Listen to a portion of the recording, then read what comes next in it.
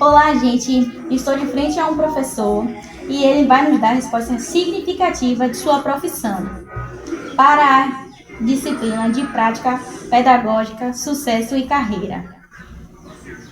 Então, vamos lá às perguntas. Primeira questão. Qual o seu nome? Meu nome é Rodrigo Corrêa Prazeres. Então, Rodrigo Corrêa Prazeres. Qual a escola onde o senhor leciona? A escola onde eu leciono é Florencio Pereira, extensão Roda d'Água. É uma extensão da escola Florencio Pereira, então a gente chama extensão Roda d'Água. Ok. O senhor podia nos dar mais informação direta de onde fica? Ela fica essa escola ela é localizada na região do Jiqué-Mirim, entendeu? Acima um pouco da Tiúba, aqui no município de Itaperoá, entendeu? Alguns quilômetros acima da Tiúba. Então, o Colégio Central no Jiqué-Mirim, que é o Florencio Pereira, e tem então mais alguns quilômetros um pouco mais distantes, tá? A extensão Roda d'Água, que já é em outro setor, mas que faz parte do mesmo núcleo do Conselho. Ok, então pelo que eu entendi é na zona rural. Isso, na zona rural, um pouquinho longe. Ok. Quantos anos o senhor tem de experiência como professor? Eu vou completar agora, aproximadamente, eu estou com 3 anos de experiência já. Eu comecei a trabalhar, eu estava ainda na faculdade, agora estou terminando o curso. E graças a Deus eu já estou completando 3 anos e estou indo para o quarto agora. Como você avalia o processo de ensino ou aprendizagem dos seus alunos dentro da sala de aula? Assim, o modo de avaliar ele é muito distinto para cada professor, né? Então, no meu modo de avaliar, eu tenho que observar todos os prós e os contras, né? Porque tem alunos que eles vêm de uma dificuldade que ele não teve uma base boa assim no primeiro, segundo, terceiro, quarto ano, quinto ano. Então, como eu trabalho no ginásio, às vezes a gente tem que avaliar todos esses pontos para poder a gente chegar num consenso do que é que a gente tem que trabalhar com aquele aluno. É lógico que a gente trabalha com um plano definido que a gente faz inicialmente na jornada pedagógica, mas para cada aluno a gente vai ter que ter um olhar diferente, conforme o nível dele. A gente vai ter que trabalhar os assuntos que são programados para se trabalhar, projetados, mas a gente vai ter que ter uma recomposição conforme a necessidade for aparecendo. Então vai ter pessoas que a gente vai avaliar de um modo pela participação dele, pelo esforço, entendeu? Não só olhando para as notas em si, porque esse é um modelo antigo no meu modo de ver, que às vezes não condiz muito com o que é um aluno, porque muitas das vezes na prova ele fica nervoso ou algo do tipo, e acaba não tirando notas boas na prova, sendo que a gente percebe que no dia a dia com ele na sala de aula, ele tem um bom desenvolvimento, ele é participativo, ele compreende as coisas que a gente ensina, e acaba que na prova ele acaba esquecendo, às vezes não foi um dia bom, às vezes está na internet, ou tipo, depois dormir tarde, os alunos da zona rural, às vezes quando não tem transporte eles vêm andando, então pode não ter esse resultado que a gente espera na prova, mas a gente tem uma noção de que aquela nota que foi tirada na prova, ela não pode ser avaliada de uma forma geral para o contexto daquele aluno. A gente tem que avaliar todos os pontos do esforço, participação em aula e principalmente também comportamento, né? O que condiz muito com o que é aquele aluno. Ok. Como o professor organiza o seu tempo? Você fala assim o tempo das aulas, não é isso? Então, tipo assim, a gente tem, por exemplo, uma aula que vale 50 minutos. Inclusive também eu trabalho no EJA, e o EJA são 40 minutos, porque de noite a gente tem que ser um pouco mais flexível com os alunos da noite, né? Pessoal mais de idade trabalhou o dia todo. Mas tratando do ginásio em si, né? Essa organização, eu trabalho muito com festividades também com os alunos. Então, tipo assim, quando eu chego, eu gosto muito de cumprimentar todos eles, entendeu? perguntar como foi o fim de semana ou aquele outro dia que passou, saber como é que está ele, entendeu? Porque às vezes os alunos chegam tristes na escola, às vezes os alunos chegam felizes, às vezes a gente precisa estar tendo esse olhar um pouco mais detalhista para saber o que é que se passa, né? Como é que está a sua turma. Então, no meu modo de organizar, eu começo dessa forma, chego cumprimentando todo mundo, gosto de puxar uma conversa no início para poder saber como está eles, para deixar eles à vontade, porque deixando eles à vontade, e tal, eu sei que quando eles tiverem alguma dificuldade, eles vão me chamar para poder estar tirando essas dúvidas que vão surgir à medida que o assunto for desenvolvido na sala. A partir disso, eu gosto muito de trabalhar com o quadro, gosto de escrever alguma coisa no quadro, resumidamente do livro, para que eles possam estar tirando do quadro, até para poder ir vendo uma questão até de ensino matemática, mas aí nessa hora eu já ajudo também o professor de língua portuguesa, porque eu já vou vendo como é que ele tira do quadro, se ele escreve direitinho, e já vou ajudando ele ali, aí melhorando algo que de repente ele ainda não está apto a fazer. E aí em seguida eu explico, porque o quadro é a melhor forma de explicar, porque se eu for ficar com um livro na mão e ele com um livro lá, muitas das vezes ele não vai entender o que eu estou falando, mas no quadro, com a atenção deles presa àquele quadro, eu consigo, de um certo modo, ensinar melhor, pelo menos esse é o meu modo de trabalhar. E no final, às vezes quando sobra algum tempinho, depois de ter feito uma atividade já, de respondido, eu gosto muito de, na hora que está fazendo a chamada, brincar um pouco, de descontrair um pouco para que esses alunos se sintam felizes na escola, a ponto de quando eles forem para casa eles pensarem, poxa, na aula do professor Rodrigo é bacana, eu gosto daquela aula, falar para os pais, ter aquela motivação para vir no outro dia motivado para a sala. Muito bem. Das experiências que o senhor já presenciou no campo da educação, qual delas considera mais significativa? Assim, no meu primeiro ano de trabalho, eu trabalhei em outra extensão dessa mesma escola, chamada Formosa, extensão Formosa, né? O nome da escola era Odac Pereira. Teve algo que me chamou a atenção, se tratando dessa parte pedagógica. Foi uma aluna que gostava muito do meu modo de trabalhar, gostou muito das aulas. Nesse período, inclusive, a gente estava na pandemia, as aulas eram à distância, e ela falava muito bem para mim, nas minhas aulas, para a mãe dela, a ponto da mãe dela voltar para a escola, sendo que ela já não estudava mais, e passar a estudar novamente. Isso foi muito significativo, porque hoje essa mulher está formada, então eu fico muito feliz. Inclusive essa filha dela veio estudar nessa escola atual que eu estou trabalhando no ano passado, inclusive, agora que ela está no primeiro ano do ensino médio. Então a gente tem uma boa relação, uma boa amizade. Isso foi significativo, foi muito, muito legal que aconteceu assim, ver uma pessoa voltar para a escola porque ficava acompanhando com a filha as aulas no momento que ela assistia em casa, porque foram online pelo Google Meet. Que bom. Como você prepara suas aulas? O modo de preparar as aulas é um pouco particular, mas lá na escola a gente tem assim o nosso momento. Também na escola é sugerido que a gente faça algo chamado AC, onde a gente se reúne lá para estar fazendo um turno de aulas, entendeu? Complementar com a carga horária. E aí a gente pesquisa algumas coisas, a gente vai a alguns sites da internet, e outras coisas a gente vai mesmo com um livro, plano de ensino que a gente já faz no início logo, né? Então é algo muito particular. Uns gostam mais de pesquisar coisas na internet, nos sites, outros trabalham mais com livro. Eu particularmente trabalho com os dois, porque eu acho que é bom sempre a gente estar acrescentando algo novo para a gente conseguir assim, alcançar maiores resultados com os alunos.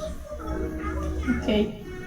Como você lida com a correção e as dificuldades de seus alunos? Paciência. Se a pessoa não tiver paciência, nessas horas ela acaba ficando um pouco ansioso, porque às vezes a gente quer ter o resultado, né? Porque a gente trabalha, a gente quer ver o resultado. Mas sem a paciência você não consegue fazer essa correção, ter essa questão do ensino. Por que eu digo isso? Porque dificilmente um professor consegue ir até o fim do ano e dar todos os assuntos que ele planeja no início. Porque em alguns casos a gente tem que repetir aquele assunto 1, 2, 3 aulas para poder a gente ver que pelo menos uma grande parte da turma já adquiriu o conhecimento naquele tema, né? Então, às vezes a gente tem que repetir o tema, porque a gente viu que ele, na primeira abordagem ele não teve um bom entendimento, então a gente tem que buscar uma nova estratégia para depois a gente voltar para essa turma com uma nova estratégia, sendo que o tema é o mesmo, mas com uma estratégia diferente para ver se o resultado é mais significativo. Então tem que ter paciência, muita paciência. O segredo é esse. Ok. Quais atividades alternativas você propõe para melhorar a apropriação do conhecimento dos seus alunos? Assim, atividade alternativa, a gente sempre tem uma alternativa B. O professor ele nunca pode ter só o plano A. Porque só o plano A, às vezes, pode não funcionar dentro de uma aula daquele determinado dia. Então a gente tem que ter sempre essa alternativa. Aí foi falado de atividade, mas sempre a gente tem que ter uma alternativa. É chamado plano B, né? Sim. A gente costuma conversar assim entre colegas, o plano B. Por exemplo, já teve dias que eu fui dar uma aula, assim, agora também estou ensinando língua inglesa, fui dar uma aula de determinado assunto e vi algo em alguns alunos que na hora me fez ter uma ideia rapidamente de que eu poderia fazer algo novo dentro daquele próprio assunto, entendeu? Então foi uma aula diferente que teve mais resultado do que teria se eu tivesse continuado com aquele plano A. E aí hoje eu sempre utilizo essa estratégia que eu descobri dentro da própria sala, entendeu? Então isso foi uma boa alternativa que até hoje eu utilizo e tem dado resultado até aqui. Ok. Como o uso da tecnologia tem ajudado e como tem impactado dentro da sala de aula? É uma ajuda muito grande, porque tipo assim, a internet hoje é uma janela para o mundo. Você clica, você dá 2 cliques ali e você já percebe que você encontra aquilo que você quer. Você cita uma palavra, às vezes, no aplicativo Google, e ele já te destrincha várias situações e modelos diferentes de como dar uma aula, de como você pesquisar um assunto novo. Então a internet ela tem ajudado, inclusive na pandemia ela foi de grande valia, porque alguns professores, colegas meus, eles não tinham essa habilidade para trabalhar com a internet. Então foi algo novo para eles, muitos ficaram um pouco, foi algo estranho para alguns, mas que naquele momento foi a única ferramenta que poderia ser usada.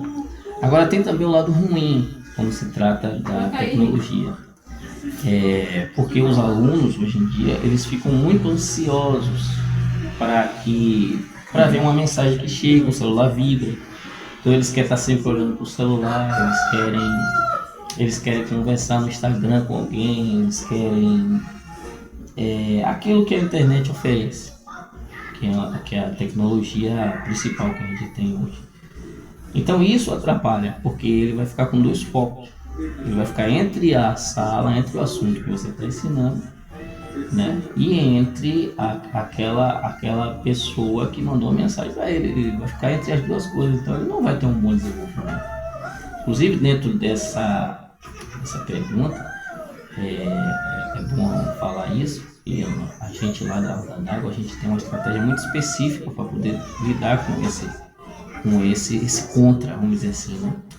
Que foi a gente ter feito em várias reuniões com os pais, a gente proibiu, juntamente com os pais, é lógico, e os alunos estar com o celular na hora da aula. Então, os pais concordou, todos os pais, que os alunos a gente não teria responsabilidade alguma se acontecesse alguma coisa com o celular deles, tem que levar para a escola, porque estava atrapalhando, e a gente chamou os pais e a gente tem uma boa relação com os pais, né?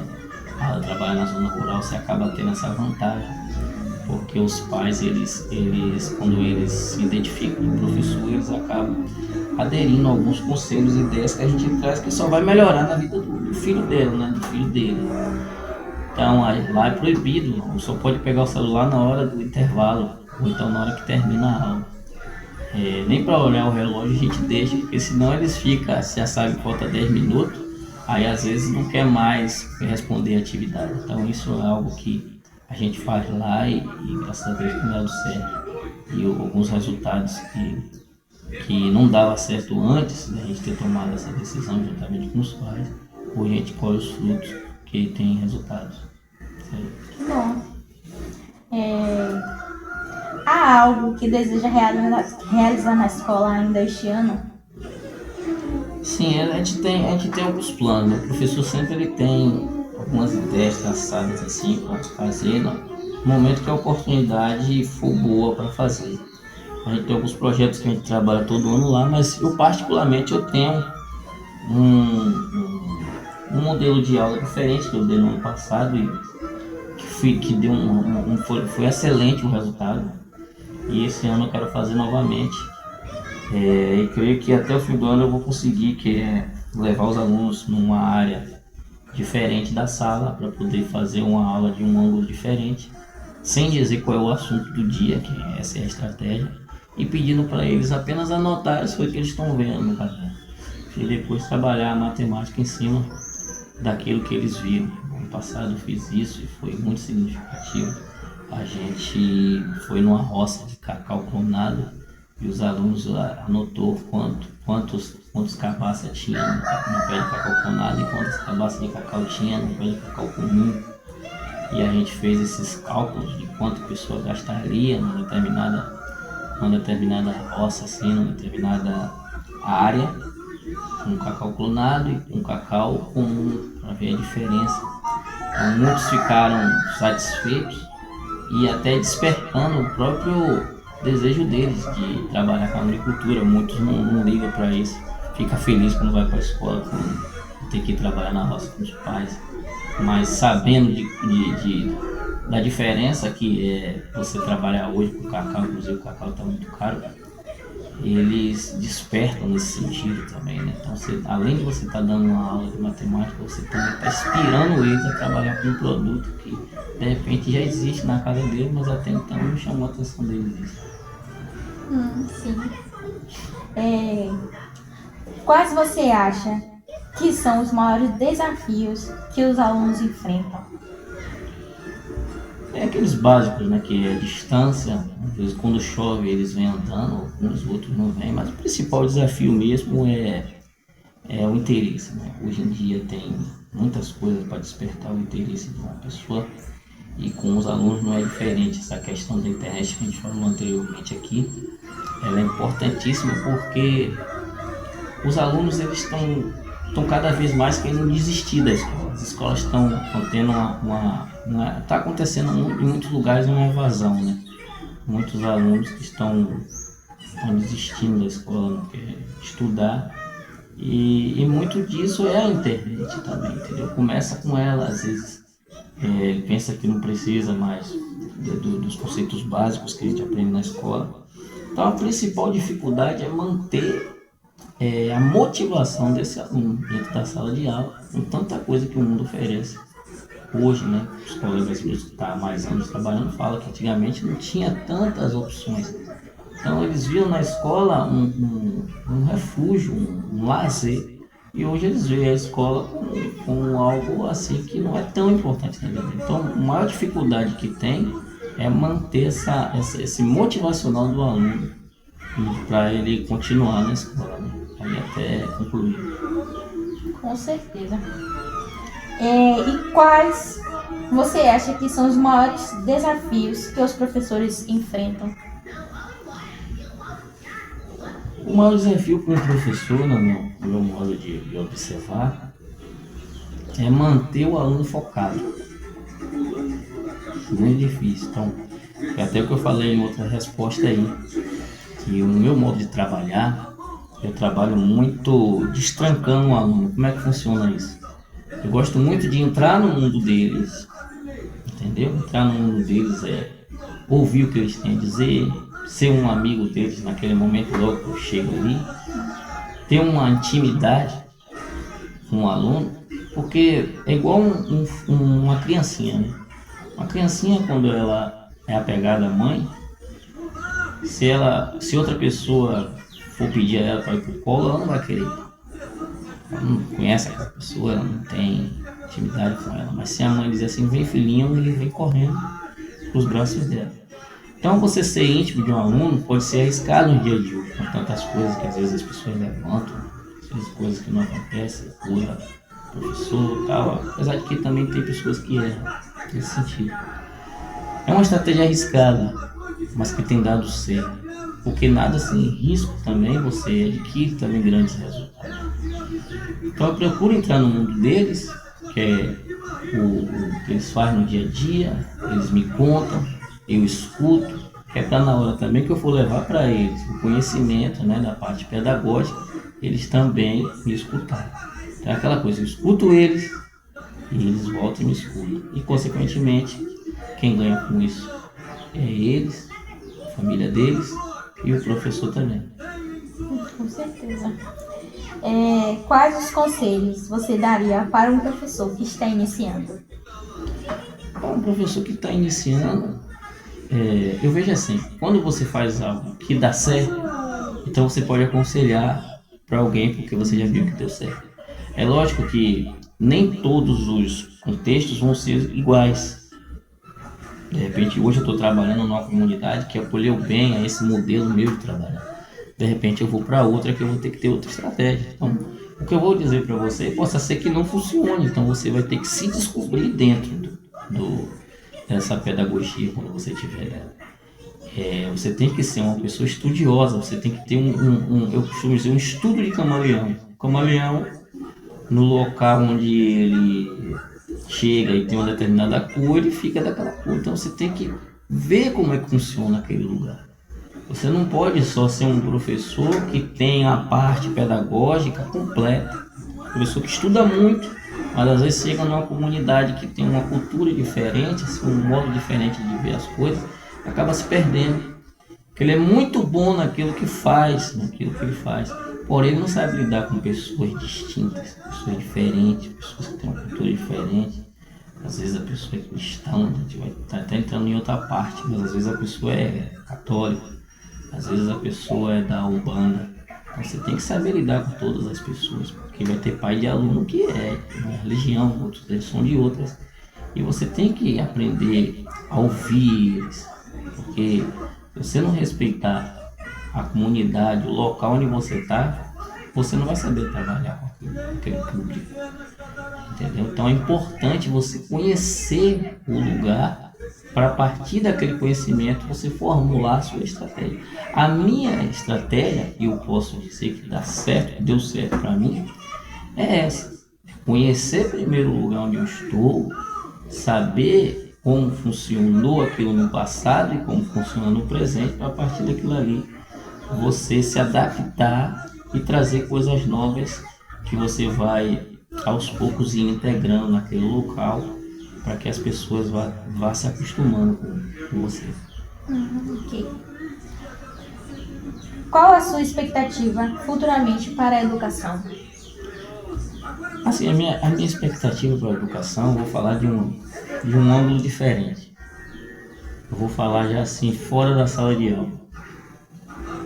Como educador, a gente sempre quer encontrar as melhores condições, né?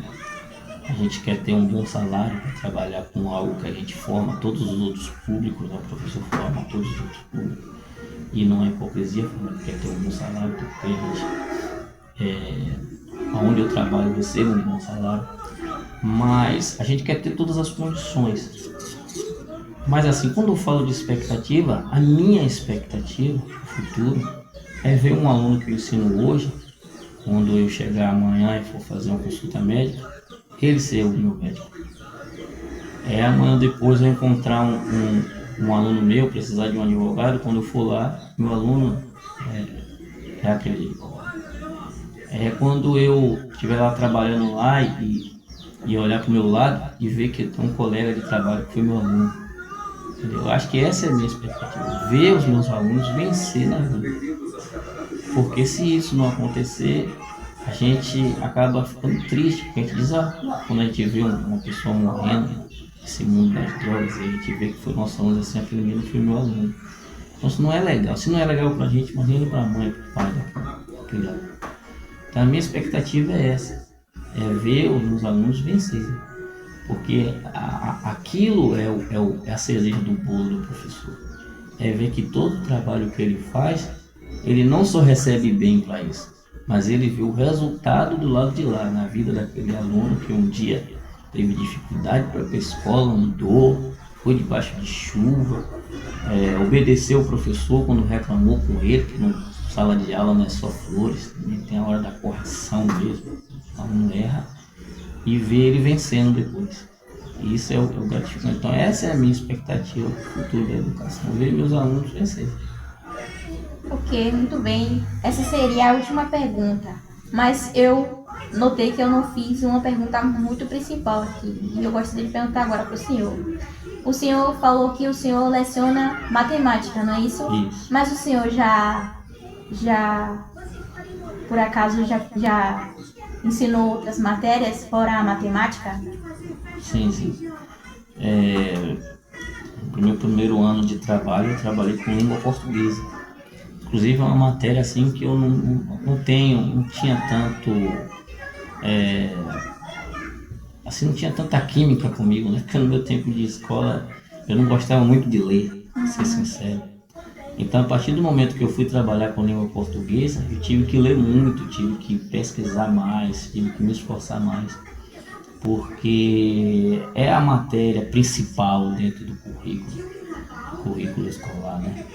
Então, até isso é bom quando você trabalha com educação. Você vai trabalhar com uma coisa que você não gosta muito, não simpatiza muito. Então, aquilo requer de você mais esforço. E quando você se esforça mais, você tem mais resultado. Ok, essa foi a nossa entrevista. Muito obrigada, professor. E até uma próxima. Valeu, tchau. E aí, o que o senhor achou da entrevista? Foi bacana. É bom ver pessoas assim interessadas em ouvir o professor, porque a nossa área ela é uma área muito importante na vida de um ser humano, né? A gente participa da formação dele e é bom ser escutado, porque eu acredito que quando o professor fala um pouco dessa experiência que ele passa um pouco mais assim, de expectativa para outras pessoas, né? Saber que a gente não está ali só para ganhar o dinheiro, não está ali só porque as coisas a gente não tem outro trabalho para fazer, a gente está ali por amor, a gente quer ser essa grande parcela na sociedade para as pessoas viver melhor, aprender melhor e consequentemente ser alguém boa para a sociedade, bom ou boa para a sociedade. Ok, professor, muito obrigado pela entrevista que o senhor nos deu.